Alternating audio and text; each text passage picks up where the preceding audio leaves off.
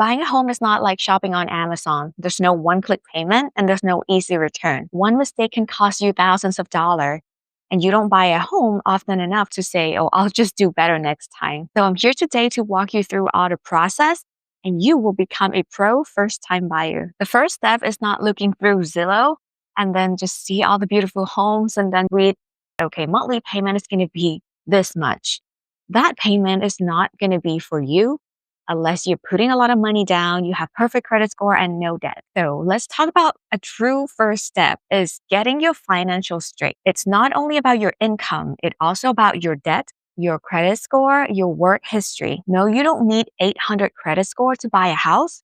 It can be as low as in the 500s, but you're not going to get a good rate. So the higher the credit score is, the lower your interest rate will be. If you have lower end of the credit score, doesn't mean you can't buy a house, but there are only small amount of banks that will lend you the money. That's why it's going to cost you more. And for the down payment, no, you don't need 20%.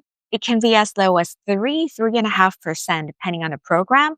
And it can be as low as 0% for the military or some of the civilians with a specific criteria. I'm not going to go deep in that. I have another video just for that. And the most important thing in the first step is know your comfortable monthly payment. It doesn't matter if you get approved at the $1 million, but you don't want to spend $8,000 on a mortgage. So after we get all that straight up, you know how much you're qualified for, you know how much the monthly payment will be, you know your comfort level. We're going to move to the next step. Now, the second step is the fun part. It's house hunting part. Step 2 cannot happen before step 1 because after we got your comfortable monthly payment, we're going to calculate it back to how much the home price would be. And we're going to start looking in that range. So there will be no heartbreak if you fell in love with the house. As Zillow said, you're going to pay $2,000 a month, but in reality, it's going to be $5,000 a month. And then we're going to go home shopping. I'm going to ask you to set what is your must-have, non-negotiable, what is the deal breaker, and then we're going to go browse all the house, find the one you like in the budget that you also like. And then the next step is writing an offer. This is the important step to have a real estate agent with you. See, our job is not just open doors, like we can train a monkey to do that. As of now, California Residential Purchase Agreement, aka the offer paper, has 26 pages long. So no, it's not only about the purchase price. That's not even the most important thing. There are 3 pages long about what the term will be when you buy a house. This is where the negotiation come in. This is where the strategy come in. And this is where the real estate agent will do their job to make sure your offer got picked, even amongst tens other offers that may pay higher than you. The next step after your offer got accepted, we're going to go to escrow. We're going to inspect the property. I'm going to call this part investigation step. This is when we're going to know if the roof is leaking, if the shower is running fine, and is there anything that we should be concerned about. And please don't skip this step, even if you're buying a brand new home, because anything can go wrong.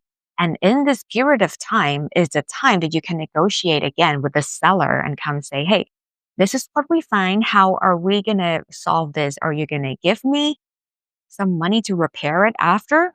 Or are you going to fix this for me? This is all going to be negotiated in escrow. The next investigation is from the bank. It's called appraisal. The bank wants to know too if the house you're buying is actually worth that much. Because let's say you're doing 5% down, they're spending another 95. So they want to make sure it's worth that much. And another thing that you're going to be reading in escrow is the seller disclosure. They have to disclose all the facts they know about the homes. Has there been a past leak? Has anybody died in the home? Is there any lead paint in the home? So we are going to go through all of these documents and see, do you still want to buy a house?